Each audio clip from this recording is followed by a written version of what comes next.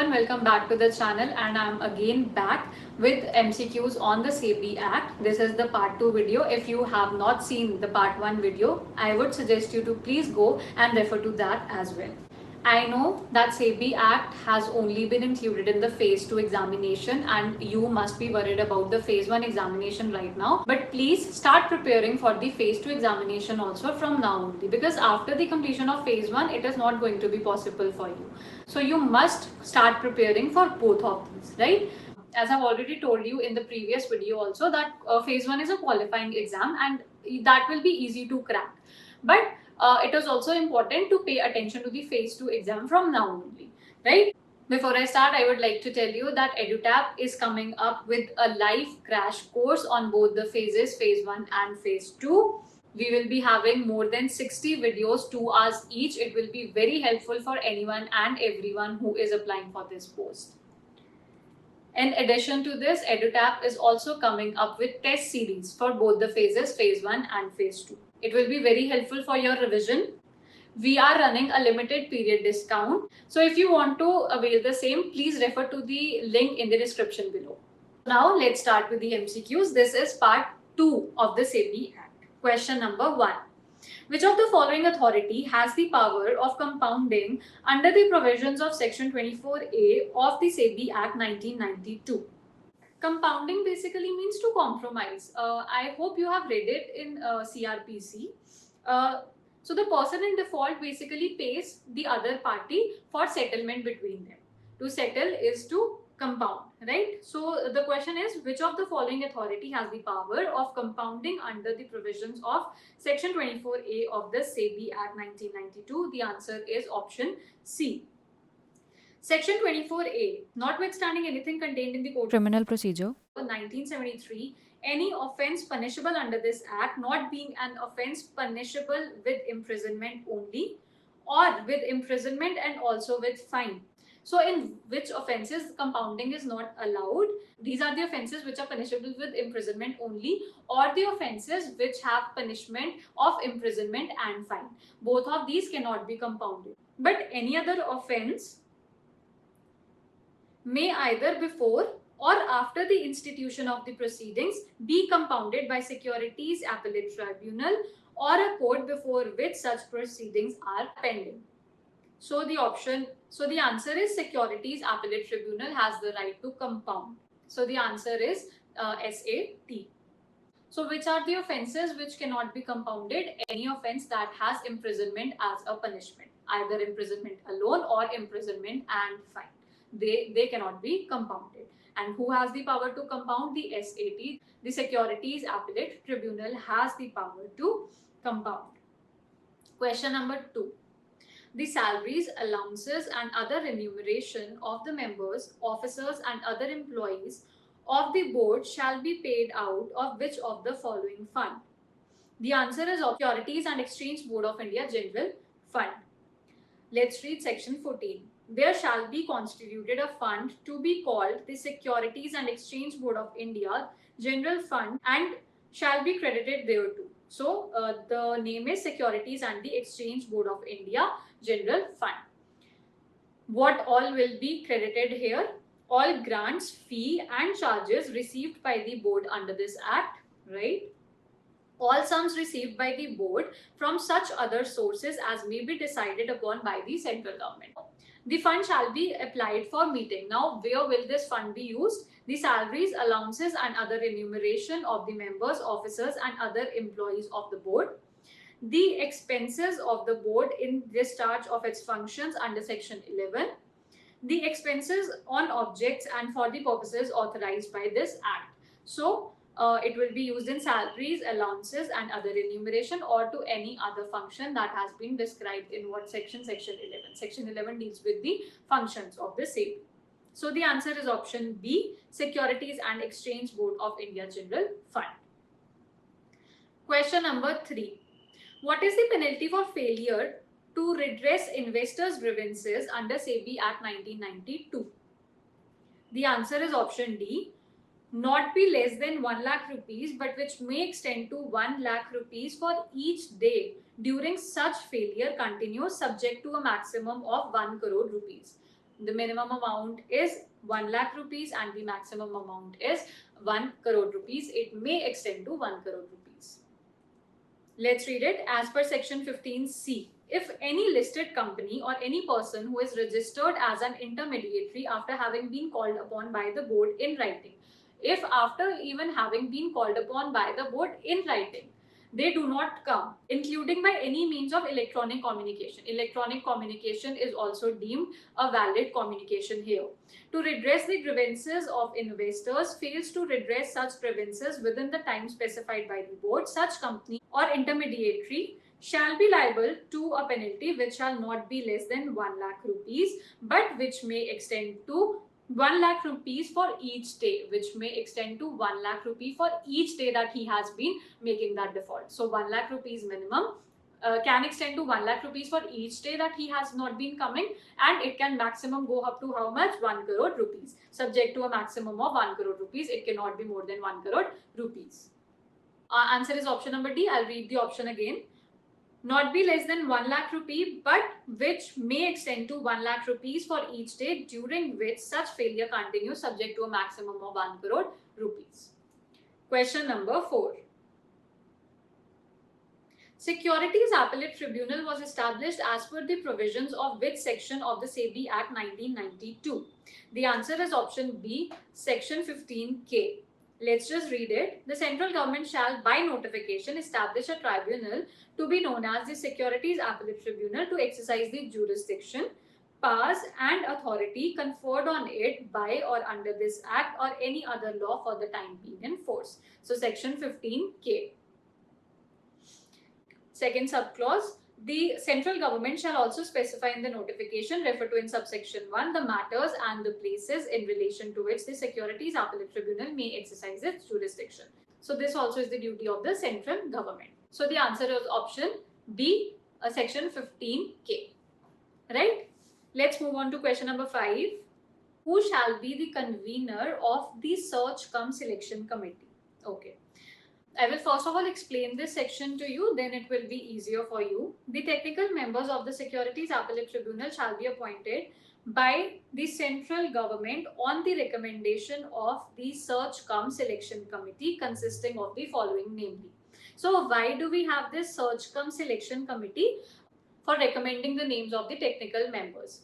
Right? Now we know the why for the Search cum Selection Committee. And now who all are the members? Presiding officer of the Securities Appellate Tribunal, he will be the chairman. Secretary Department of Economic Affairs, member.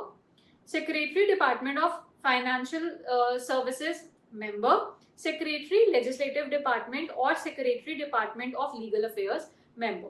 Secretary Department of Economic Affairs shall be the convener of the Search cum Selection Committee. So we got the answer. Who is the convener? The Secretary Department of Economic Affairs. The Search cum Selection Committee shall determine in procedure for recommending the names of persons to be appointed under subsection 1. We know the why for this committee, and the answer to the question who is going to be the convener, it is the Secretary Department of Economic Affairs. Option B. Right? Question number 6. If any person is aggrieved by any decision of the Securities Appellate Tribunal, he may file an appeal to the Supreme Court in how many days as per the provision of section 15Z of the SEBI Act 1992? The answer is option D, but reading these will only confuse you. Let's just straight away go to the provision. Then we'll come back to the options. As per section 15Z, any person aggrieved by any decision or order of the Securities Appellate Tribunal may file an appeal to the Supreme Court within 60 days from the date of the communication of the decision or the order of the Securities Appellate Tribunal to him on any question of law arising out of a such order, provided that the Supreme Court may, if it is satisfied that the applicant was prevented by sufficient cause from filing the appeal within the said period, allow it to be filed within a further period not exceeding 60 days. It could be extended for another 60 days, but the answer is 60 days from the date of the communication of the decision. Right? Question number 7. What is the tenure of office of presiding officer, judicial or technical members of the Securities Appellate Tribunal? So what is the tenure? The answer is option A. The presiding officer or every judicial or technical member of the Securities Appellate Tribunal shall hold office for a term of 5 years. Shall hold office for how many years? 5 years from the date on which he enters his office, and shall be eligible for reappointment for another term of maximum of 5 years. So he can also be reappointed for another 5 years. 5 years is his original tenure, and he can also be then reappointed for how many years? 5 years again. There is a proviso. Provided that no presiding officer or the judicial or the technical member shall hold office after he has attained the age of 70 years. Then that means the maximum age limit is 70 years. If only after 4 years he turns 70, then he has to give up his position. Right? The maximum age is 70 years. He cannot remain in office after the age of 70 years. The answer is 5 years. Right? Option A, 5 years. Question number 8.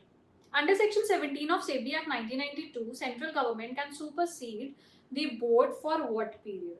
Supersede basically means to suspend the operation and to take place of something or somebody, right? So this question is under Section 17 of the SEBI Act 1992, central government can supersede the board for what maximum period? The answer is option C, maximum 6 months. Maximum it can supersede for 6 months.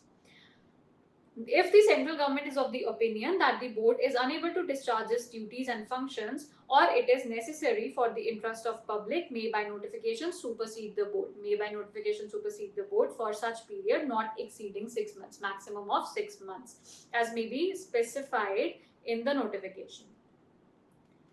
Clause 2 tells us that what happens if it is superseded. Let's just go through it once. All the members shall, as from the date of supersession, vacate their offices. They will vacate their offices.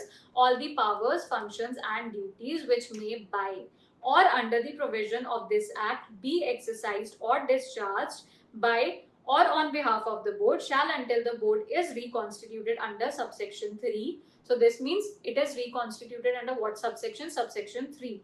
Be exercised and discharged by such person or persons as the central government may direct. So the central government can direct any other person to discharge those. All properties owned or controlled by the board shall, until the board is reconstituted under subsection 3, vest in the central government. So all the properties that were owned by the board, now they vest in who? The central government. Right? Question number 9. Which of the following authority has the power of compounding under the provisions of Section 24A of the SEBI Act 1992? Option C, Securities Appellate Tribunal. This is a repeated question. I'm so sorry for that. But the answer is option C.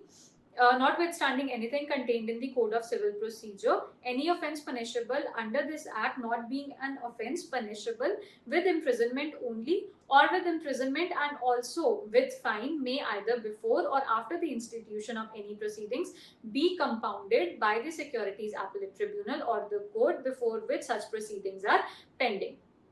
We have already done this question. Option C, Securities Appellate Tribunal. Question number 10. Securities and Exchange Board of India has to submit a report to the central government giving a true and full account of its activities, policy and programs during the previous financial year. The report shall be submitted.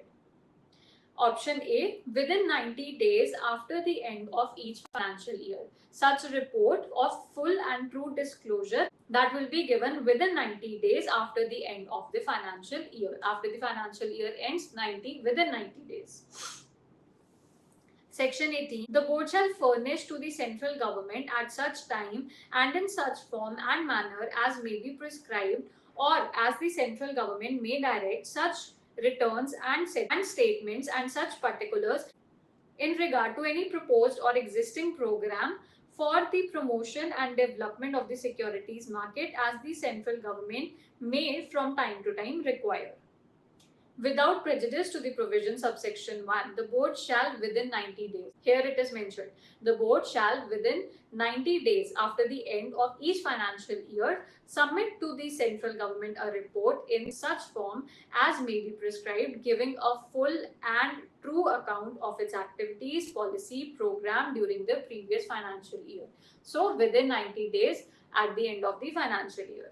A copy of the report received under subsection 2 shall be laid as soon as may be after it is received before each house of the parliament. As soon as it is received, it will be laid down before both the houses of the parliament. Right? Question number 11. Special court established under subsection 26A of the SEBI Act 1992 shall consist of a single judge who shall be appointed by the central government with the concurrence of. So the answer is option C, Chief Justice of the High Court, within whose jurisdiction the judge to be appointed is working. In the special court, who is going to be the judge? He will be appointed by the central government with the concurrence of the Chief Justice of the High Court, within whose jurisdiction the judge appointed is working. Clause 1, let's read it. Clause 1, the central government may, for the purpose of providing speedy trial, a special court is instituted. So, for the purpose of speedy trial of the offences under this Act, by notification, establish or designate as many special courts as may be necessary. A special court shall consist of a single judge who shall be appointed by the central government with the concurrence of the Chief Justice of the High Court, within whose jurisdiction the judge to be appointed is working. Subsection 3. A person shall not be qualified for appointment as a judge of the special court unless he is immediately before such appointment holding the office of a session judge or additional session judge as the case may be. So the person to be appointed as a special judge in this special court, he has to be what? To be either a session judge or additional session judge. Nothing less than that, right? So the answer is option C, Chief Justice of High Court, within whose jurisdiction the judge to be appointed is working. Question number 12. Special court established under the SEBI Act 1992 shall be deemed to be it would be deemed to be a court of session. The judge that we are appointing also cannot be less than session judge or additional session judge. So it will be deemed to be a court of session. Save as otherwise provided in this Act. The provisions of the Code of Criminal Procedure 1973 shall apply to the proceedings before a special court, and for the purposes of the said provisions, the special court shall be deemed to be a court of session. It will be deemed to be a court of session, and the persons conducting prosecution before a special court shall be deemed to be public prosecutor. They will be deemed to be public prosecutors within the meaning of Clause U of Section 2 of the Code of Criminal Procedure 1973. The person conducting prosecution referred to in subsection 1 should have been in practice as an advocate for not less than 7 years. So he needs 7 years of experience, at least 7 years of experience, or should have held a post for a period of not less than 7 years under the union or the state requiring special knowledge of law, or he must have worked under the union or the state having special knowledge of law for at least 7 years, right? Now we can move on to the next question. If a bench of the SAT consisting of 2 members differ in opinion on any point, what alternatives are available with them, right? The answer is option A. They shall state the point or points on which they differ and make a reference to who? The presiding officer of the Securities Appellate Tribunal. Let's read the explanation. If a bench of the Securities Appellate Tribunal consisting of 2 members differ in opinion of any point, they shall state the point or points on which they differ and make the reference to the presiding officer. They will refer to the presiding officer only related to that point or points of the Securities Appellate Tribunal, who shall either hear the point himself. Now what the presiding officer can do, he can himself hear the points or refer the case of hearing only such point or points, only such point by one or more of the other members of the Securities Appellate Tribunal, and such point or points shall be decided according to the opinion of the majority of the members. Or he can ask the other members to do so, to hear the points, and then the majority will be taken. So majority of the members of the Security Appellate Tribunal who have heard the case, including those who heard it first. So the presiding officer can refer these points to the other members also, and then the majority of the members, they will come up to the decision. Their decision will be the final, right? So the answer was option A. They shall state the points or points on which they differ and make a reference to who the presiding officer of the Securities Appellate Tribunal. Right? Question number 14. Presiding officer and the judicial members of the Securities Appellate Tribunal are appointed by the central government in consultation with whom? Option B, the Chief Justice of India. Let's read it. The presiding officer and the judicial member. This is section 15MA. The presiding officer and judicial member of the Securities Appellate Tribunal shall be appointed by the central government in consultation with the Chief Justice of India or his nominee. The presiding officer and the judicial members of the Securities Appellate Tribunal, they are appointed by who? The central government in consultation with who? The Chief Justice of India or his nominee. Right? So the answer is option B, the Chief Justice of India. There is a homework question for you. Who shall act as the presiding officer in the event of occurrence of any vacancy in the office of the presiding officer of the Securities Appellate Tribunal by the reason of his death? The senior most technical member of SAT, the chairman of SAT, the senior most judicial member of SAT, an official appointed by the central government, none of the above. So this is your homework. Please comment down the answer below. So that's all for today. I hope this has been a helpful session for you. For more such videos, please subscribe to our channel EduTap. Thank you.